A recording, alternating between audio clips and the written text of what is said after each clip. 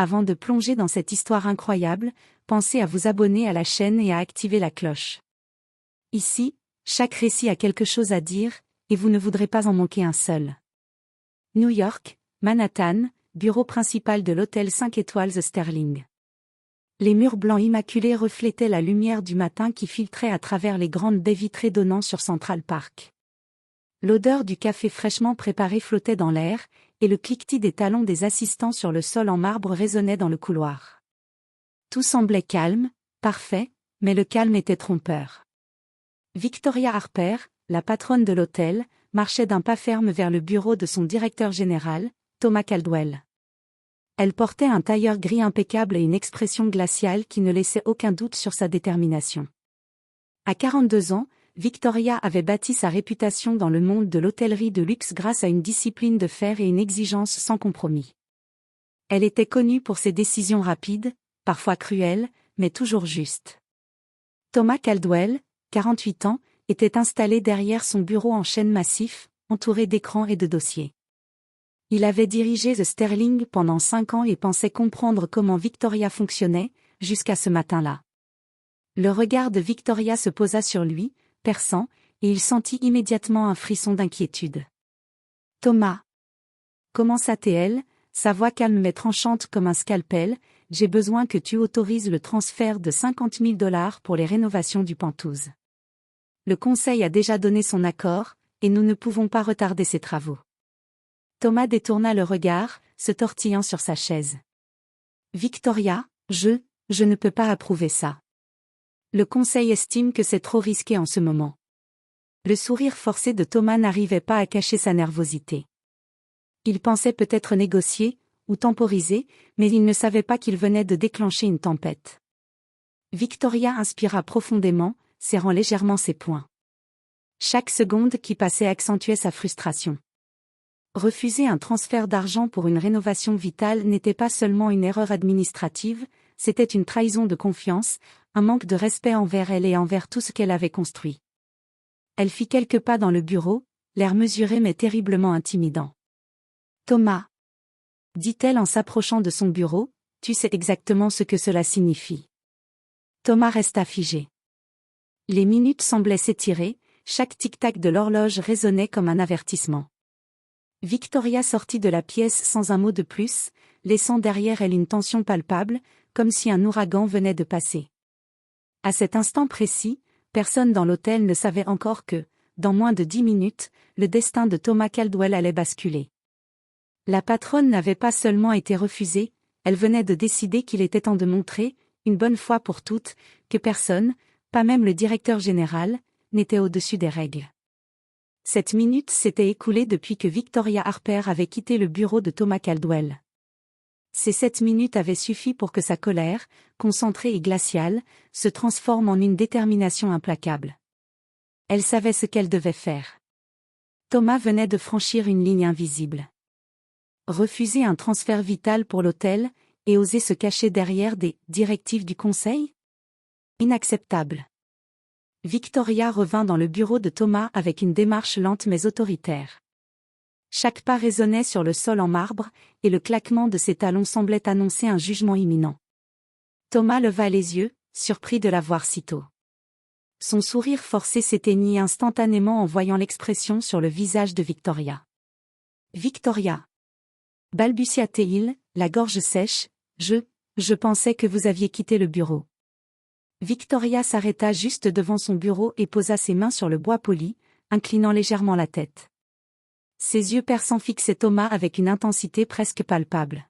« Non, Thomas, je ne suis pas partie. » Sa voix était calme, mesurée, mais chaque mot tranchait comme une lame. « Tu viens de montrer ton vrai visage. » Thomas sentit une sueur froide descendre dans son dos. « Je peux expliquer. » tenta-t-il, mais sa voix tremblait. Victoria croisa les bras et se pencha légèrement en avant, réduisant l'espace entre eux à quelques centimètres. « Il n'y a rien à expliquer. Tu as désobéi. Tu as mis l'hôtel en danger. Et tu viens de trahir ma confiance. » Elle sortit son téléphone de son sac et composa un numéro avec une précision clinique. La ligne décrocha rapidement. « HR ? Préparez les documents. Thomas Caldwell est renvoyé, effectif immédiatement. Thomas, pâle comme un fantôme, resta figé. Ses mains tremblaient légèrement alors qu'il cherchait ses mots, mais aucun ne vint. Le mot « renvoyé » résonnait dans ses oreilles comme un coup de tonnerre. Victoria raccrocha, toujours immobile, les yeux rivés sur lui. « Tu as exactement 7 minutes pour rassembler tes affaires et quitter l'hôtel. Après cela, tu ne représenteras plus aucune autorité ici. » Le choc de Thomas était palpable. Ses pensées s'en mêlaient.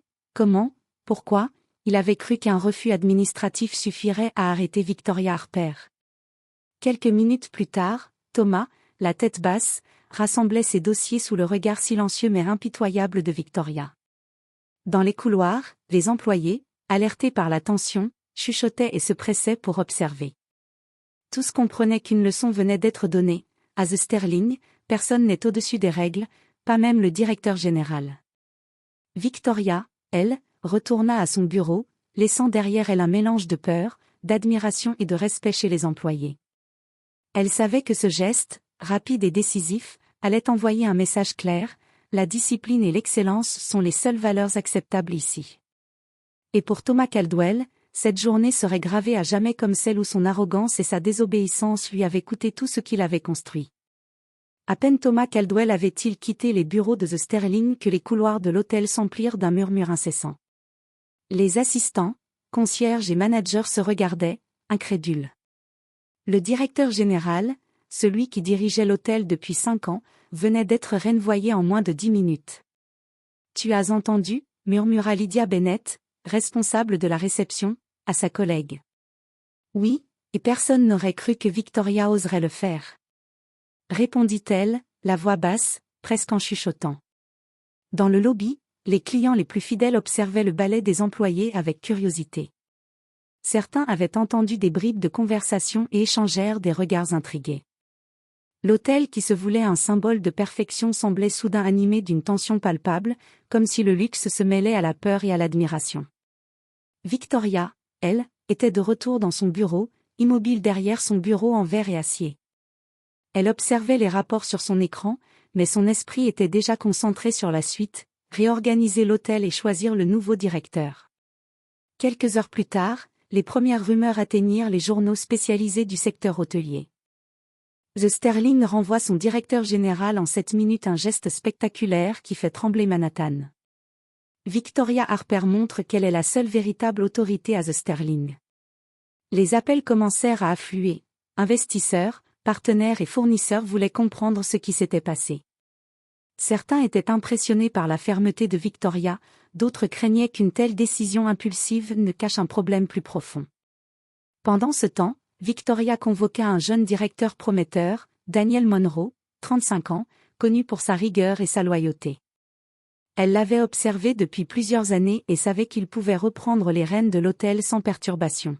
« Daniel, dit-elle calmement, je veux que tu prennes immédiatement la direction opérationnelle de l'hôtel.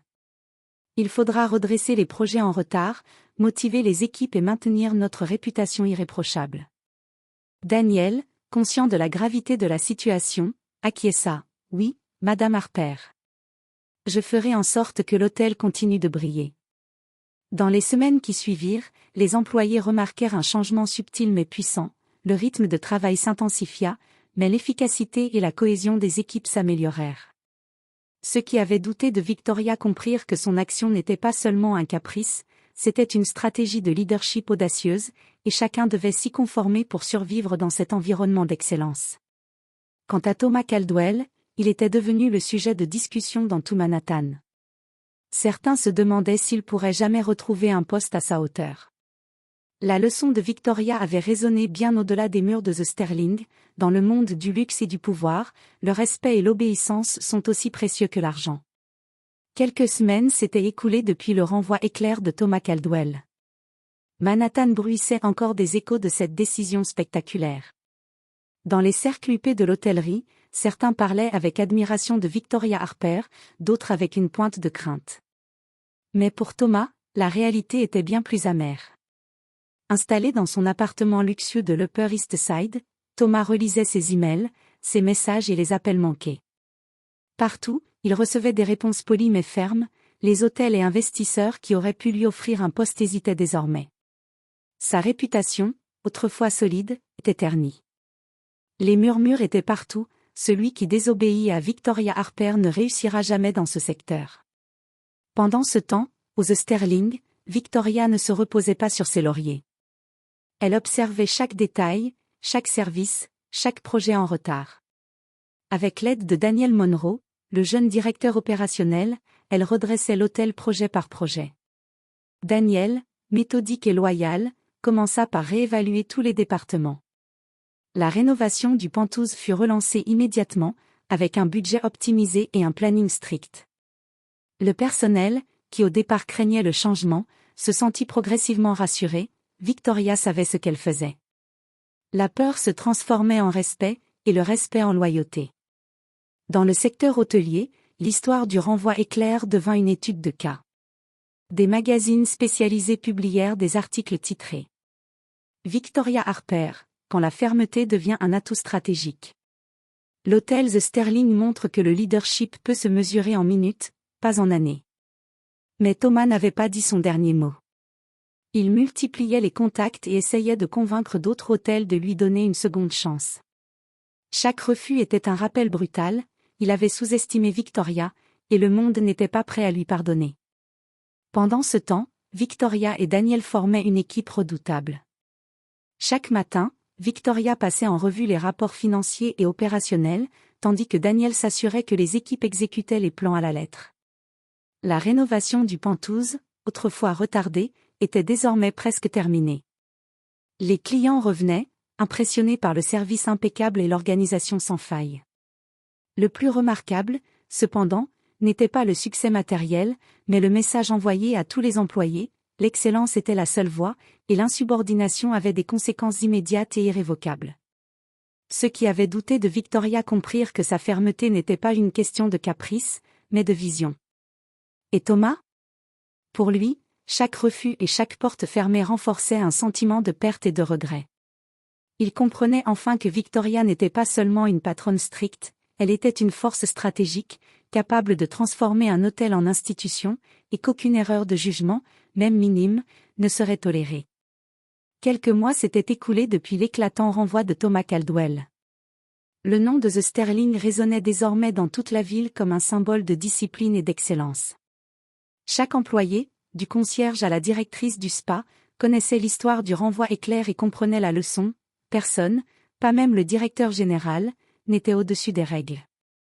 Victoria Harper trônait dans son bureau, regardant la skyline de Manhattan à travers les immenses baies vitrées. La lumière du soir illuminait son visage déterminé. À ses côtés, Daniel Monroe terminait les derniers rapports sur la rénovation du Penthouse et l'optimisation du service client. Les chiffres étaient impressionnants, augmentation des réservations, retour des clients fidèles, et même des compliments inattendus de la presse spécialisée. Victoria sourit légèrement. Elle savait que chaque décision prise, même celle qui avait été la plus brutale, portait ses fruits. Daniel, jeune et motivé, s'était imposé avec brio, prouvant qu'un leadership compétent et loyal pouvait transformer un défi en succès éclatant. Pendant ce temps, Thomas Caldwell errait dans Manhattan, frappant à toutes les portes qui auraient pu l'accueillir. Mais partout, il faisait face à la même réalité, sa réputation était ternie. Les hôtels de luxe hésitaient à l'engager, et les investisseurs qui avaient autrefois compté sur lui doutaient désormais de son jugement. Les articles de presse continuaient de rappeler son erreur, celui qui défie Victoria Harper ne trouve pas de seconde chance. Dans les salons de l'hôtellerie, le nom de Victoria était désormais synonyme de puissance et de rigueur, et celui de Thomas, de leçons douloureuses. Un matin, alors que le soleil se levait sur Central Park, Victoria convoqua Daniel dans son bureau. « Daniel, dit-elle, tu as fait un travail remarquable. Tu as montré aux équipes qu'un hôtel peut réussir avec discipline, loyauté et vision.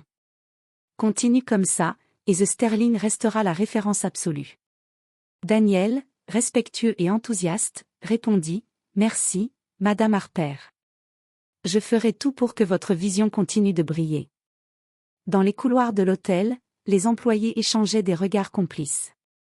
La peur initiale s'était transformée en admiration et en fierté. Victoria n'était pas seulement leur patronne, elle était un modèle de leadership, capable de prendre des décisions impitoyables mais justes, et de transformer chaque défi en succès. Quant à Thomas Caldwell, il finit par accepter que certaines erreurs ne peuvent être corrigées.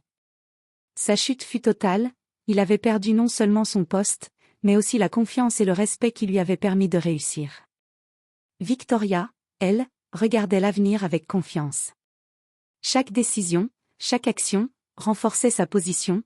Le Sterling n'était pas seulement un hôtel de luxe, c'était un symbole de puissance et de discipline. Et pour tous ceux qui doutaient encore, parfois, il suffit de 7 minutes pour changer le destin d'un dirigeant et laisser une leçon gravée à jamais dans les murs d'un empire.